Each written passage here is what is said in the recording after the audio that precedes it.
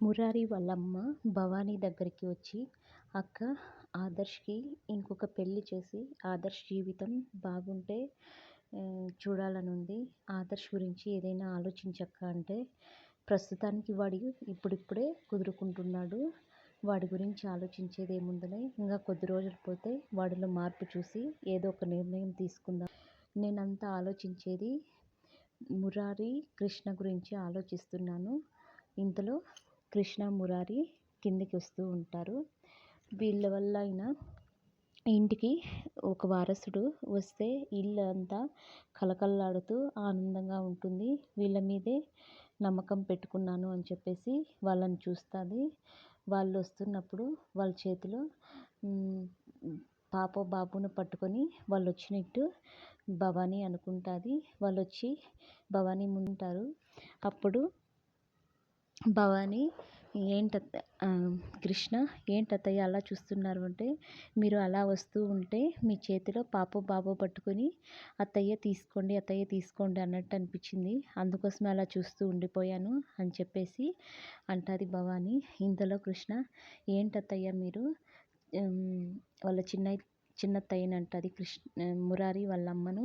ఏంటత్తయ్య మీరు చెప్పేది లేదా, మీరు ఎప్పుడు ఇంతేనా, మీరు ఏమైనా చెప్తే చేయరా అని చెప్పేసి అంటే, తింగరి, ఏం చెప్పావే, నేనేం చెప్పలేదే, ఏదైనా అర్థమయ్యేటట్టు చెప్పు అంటే, ఏడాది లోపల మీకు పాప బాబును ఇస్తానని చెప్పేసి మీకు ప్రామిస్ చేశాను కదా, ఆ విషయం నువ్వు పెద్దత్తయ్యకి చెప్పచ్చు కదా అంటే, అదేదో నువ్వే చెప్పవే అంటే, అప్పుడు కృష్ణ చేతిలో చెయ్యేసి, అత్తయ్య, ఇప్పుడు మీకు ప్రామిస్ చేస్తున్నాను, మీరు ఎప్పుడైనా అడగచ్చు కదా అత్తయ్య, మీరు ఎప్పుడు నీ గురించి ఆలోచించు అని చెప్తారే కానీ నా గురించి ఆలోచించవే తింగరి, నాకు ఒక పాపనో బాబునో ఇచ్చి నా చేతుల్లో పెట్టవే, నేను ఆడుకోవాలని ఉంది అంటే, నేను మీ కోరిక కాదంటాను అత్తయ్య.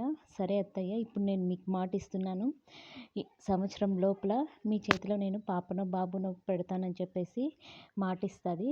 తర్వాత వచ్చేసి కృష్ణ, మురారి ఇంట్లోకి రూమ్లోకి వెళ్ళిపోతారు.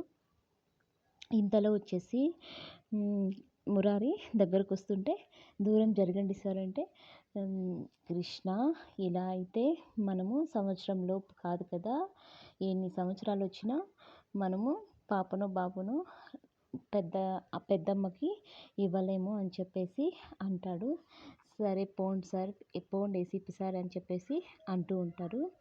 ఇంతలో వచ్చేసి ముకుంద వాళ్ళిద్దరికీ పిల్లలు కాకుండా చేయడానికి డాక్టర్ని కలిసి వాళ్ళ ఫ్రెండ్ని కలిసి పిల్లలు కాకుండా చేయడానికి ఏదైనా మార్గం ఉంటే చూడమని చెప్పేసి మాట్లాడేసి వస్తుంది.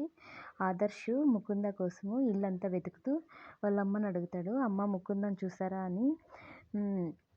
ఆదర్శ్ వాళ్ళ అత్తయ్య, ముకుందతో నీకేం పని అంటే, నీకెందుకు అవన్నీ అని చెప్పేసి అంటాడు. అదే విషయం వాళ్ళ వదినతో భవానీతో చెప్తుంది. అక్క, నేను కూడా అడిగాను ముకుందతో నీకేం పని అని, నీకెందుకు నోరు మూసుకొని ఉండు అని చెప్పేసి అన్నాడు అంటే, దాని గురించి ఇప్పుడు అనవసరము. ఇంతలో ముకుంద వస్తుంది. అదిగో ముకుంద వచ్చింది చూడు అంటే, ఇంతలో ముకుంద ఎక్కడికి వెళ్ళావు అంటే, చిన్న పని ఉండి బయటకు వెళ్ళాను అని చెప్పేసి అంటుంది. తర్వాత వచ్చేసి శ్రీరామనవమి ఏర్పాట్లు అయితే ఘనంగా బాగా చేస్తారు. రామయ్యకి కళ్యాణము కృష్ణ, మురారి ఇద్దరు కలిపి చేస్తారు. వాళ్ళిద్దరి చేతుల మీదుగా భవానీ వాళ్ళ పెద్దత్తయ్య, వాళ్ళ పెద్దమ్మ కళ్యాణం చేపిస్తుంది. ఆ కళ్యాణంలో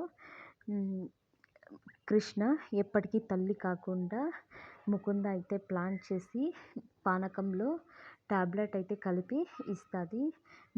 కృష్ణ ఆ విషయం తెలియక ఆ పానకము ప్రసాదము తినేస్తుంది. రామయ్య దయ వల్ల కృష్ణ అంత మంచి జరగాలని ముకుంద ప్లాన్ తెలియక పానకం అయితే తాగేస్తుంది.